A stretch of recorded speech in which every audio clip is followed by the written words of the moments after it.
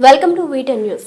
Mandamarri municipal పరిధిలోని Mandamarri market ప్రాంతంలో రోడ్లు, కాలువలను ఆక్రమించి అక్రమ నిర్మాణాలు నిర్మించుకున్న వ్యాపారస్తులపై చర్యలు తీసుకోవాలని మందమరి మున్సిపల్ కమిషనర్ తుంగపిండి రాజలింగు గారికి బహుజన సమాజ్ పార్టీ చెన్నూరు నియోజకవర్గ అధ్యక్షుడు ముల్కల్ల రాజేంద్ర ప్రసాద్ బృందం వినతిపత్రం సమర్పించి అనంతరం ముల్కల్ల రాజేంద్ర ప్రసాద్ మాట్లాడుతూ మందమరి మార్కెట్ ప్రాంతంలో బడా వ్యాపారస్తులు రోడ్లు, కాలువలను, ఖాళీ స్థలాలను ఆక్రమిస్తూ బహుళ అంతస్తులు నిర్మిస్తున్నారని, మున్సిపల్ చట్టాలంటే వీరికి లెక్కలేదని ముల్కల రాజేంద్ర ప్రసాద్ పేర్కొన్నారు. నిబంధనలు అతిక్రమించిన వ్యాపారస్తులపై చర్యలు తీసుకోవాలని మున్సిపల్ కమిషనర్ ని కోరారు.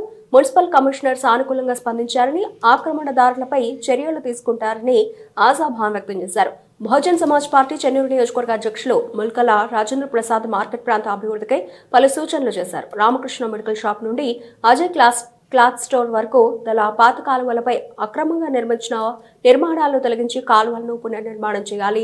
అన్ని షాపుల ముందు గల కాలువలను ఆక్రమించడం వల్ల వర్షపు నీరు పోకుండా ఉన్నటువంటి నిర్మాణాలను తొలగించాలి.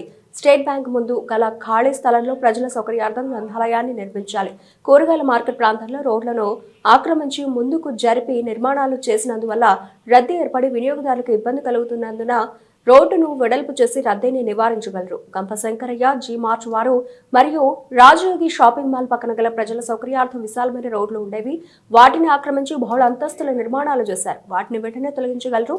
ఈ కార్యక్రమంలో పాల్గొన్న బీఎస్పీ నాయకులు గాజుల శంకర్, ఎండి మతిన్ ఖాన్, మొర్లకుంట రాయలింగు తదితరులు పాల్గొన్నారు.